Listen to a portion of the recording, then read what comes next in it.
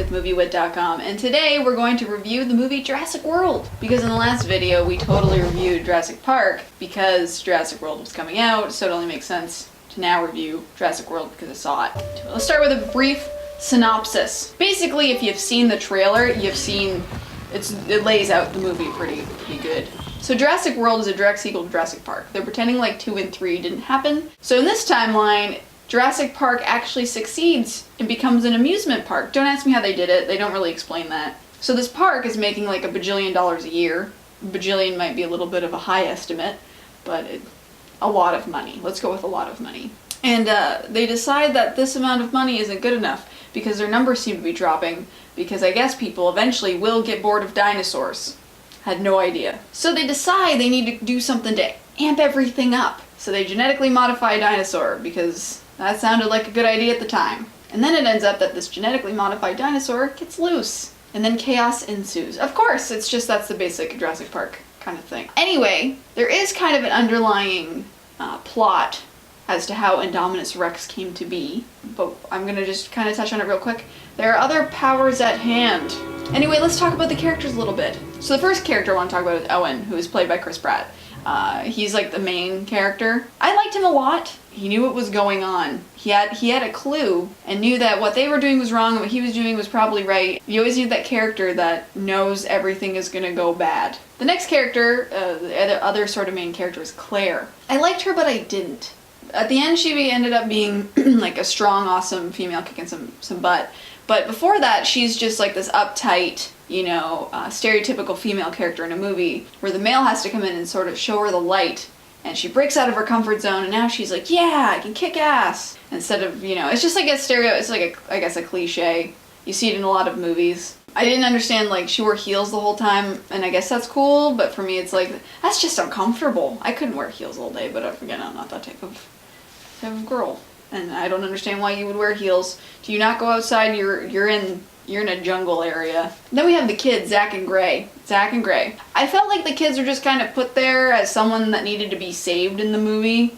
Like, we need 2 characters that we can see and have maybe some attachment to, and we need them to be in peril. Gray was the younger one. He was actually excited. He's like, yeah, dinosaurs. Yes, I kind of liked him. But Zach was like, they decided they wanted to make like the perfect stereotypical teenager to throw in here. Like, on his phone the whole time, kind of a dick.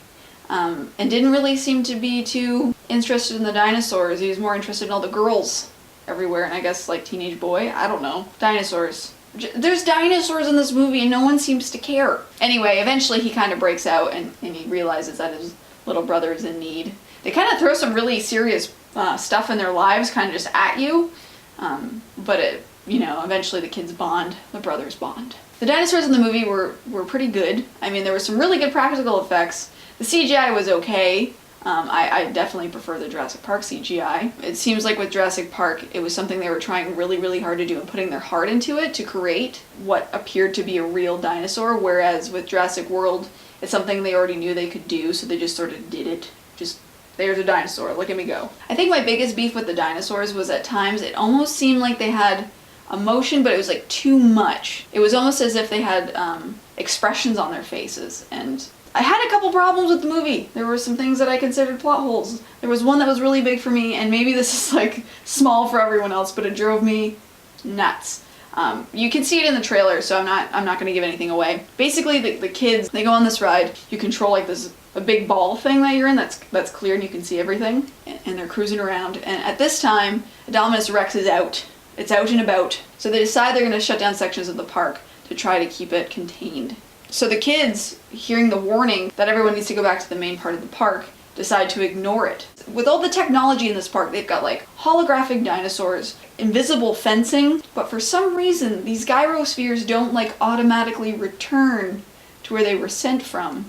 Nor did the guy that's running the ride try to go find them. It was just like they were out on their own. And this really bothered me. I feel like with the technology they have, the ride should return to where it was, but instead they were allowed to go free, which created a lot of the story was based around the fact that these kids were lost because they decided that they wanted to go gallivanting in a sphere. All in all, I thought the movie was pretty good. As much as I didn't really care for the characters, they still worked for the movie. There was things I did like about them that made it enjoyable for me. But anyway, you should probably check it out. I'm Holly Mike with MovieWit.com. Thank you for watching. You should probably subscribe to this channel for more fun movie content. And also subscribe to my channel where I just post random stuff all the time because that's fun. You can find a link in the thing below. Also, there's a fly in this room. It's very small, but it's driving me crazy. So thank you for watching, and please subscribe, and I'll talk to you real soon. Okay, bye.